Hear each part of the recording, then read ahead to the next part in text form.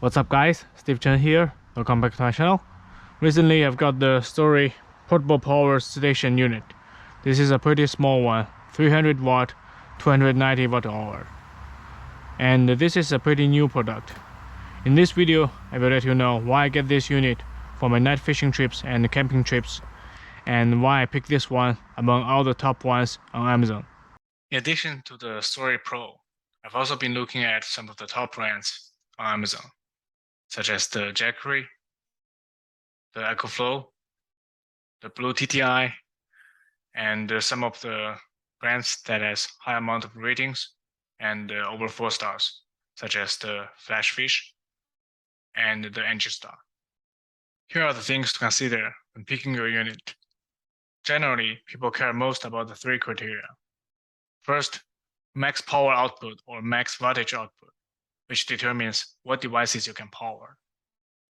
Second, total energy in watt hour, which means how long it can last for a certain application. Third, display, whether it comes with display, how informative it is, like how much wattage is being drawn, how long it can still last for the ongoing application, etc. Those are important aspects for sure. However, most of portable power station units share similar specs in those aspects, making it difficult to make a decision based on them. Now I will let you know what I would look at to make my choice. First, the battery pack is the core that your energy is stored in. So that's my first and foremost consideration. As a battery engineer, I can talk about batteries all day long. In this video, I'll only be talking about the basics that will make it easier to choose the right unit for you. The battery pack not only determines how well it holds charge, how reliable it is in extreme conditions, but also the safety features, which to me is the number one of everything. What determines the reliability or safety of the battery pack? I would consider 3 main factors. First, what is the chemistry used? The chemistry is basically what cathode and anode is used. For anodes, it's pretty simple. Most of the technology uses graphite, so that leaves the difference mainly in cathode. There are 2 mainstream cathode materials, the NCM and the LFP. The NCM represents 3 transition metals, nickel, cobalt, and manganese.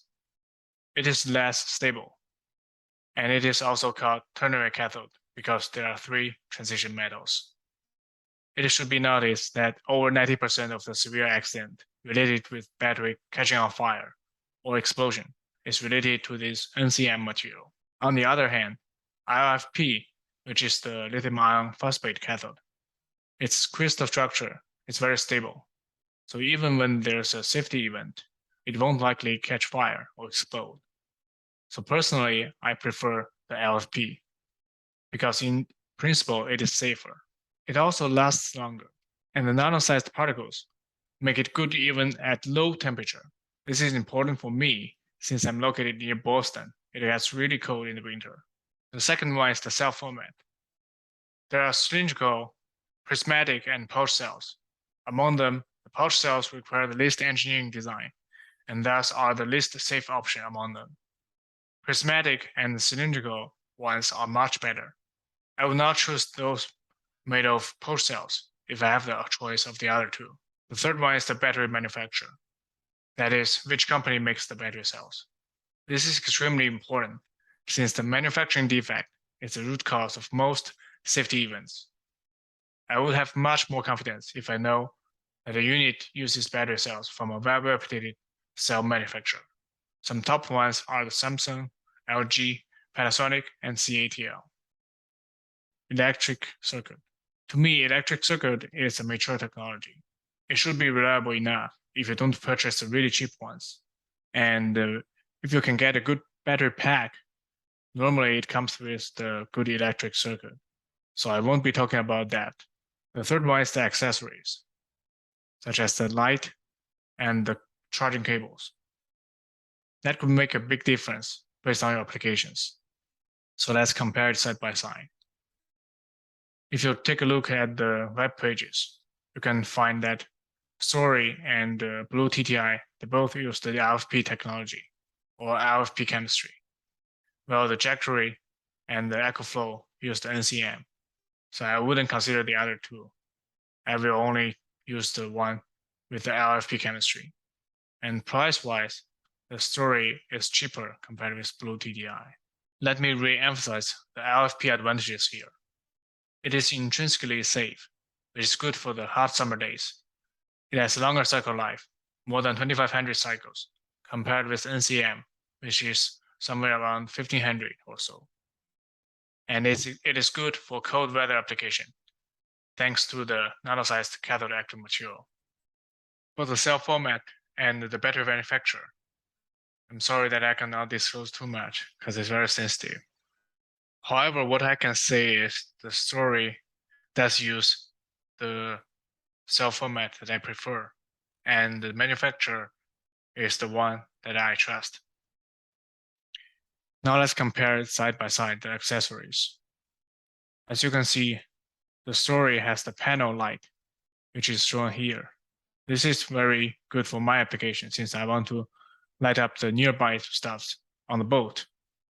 And for the charger and cables, it comes with all the AC chargers from the wall output, the car charger, the solar cable, and the USB-C cable, which is 60 watt rating.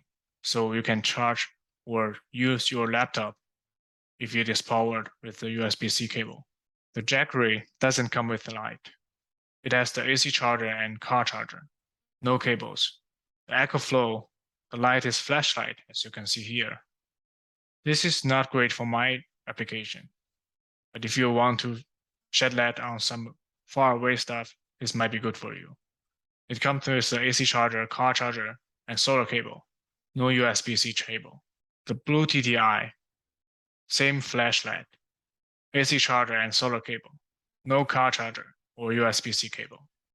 Some of the other brands, like this one, it has more than 2,800 ratings, 4.5 stars. Looks pretty decent. One of the things I noticed is 60,000 milliamp hour, that is 60 ampere hour. This is not real. And this is actually an NCM technology. Some of the questions and answers says it is lithium iron phosphate, but this is not real. In one of the comments, one of the guys mentioned the 60 ampere hour battery storage is not real. It's actually 20 ampere hour because there are 3 battery cells connected in series. Each of them is 3.7 volts. So that's how it's calculated. If you consider the 12 volt as the nominal voltage, that is only 20 ampere hour. Like the whole watt hour is 300 or so watt hour. You couldn't have a 60 ampere hour. That's misleading in the advertisement. And since this is NCM, I won't choose this one. Another one is the Engine Star. Price-wise, it's pretty decent. And you can see here, it's 80 ampere hour, looks like, but it's not real. This looks like a 4 cells in series. It might be the LFP because it has 4 cells in series. LFP has lower voltage. However, the USB-C is only 18 watt rating, so you cannot power your laptop with the USB-C ports. And what you get is only a home charger, which is the AC charger. That's it.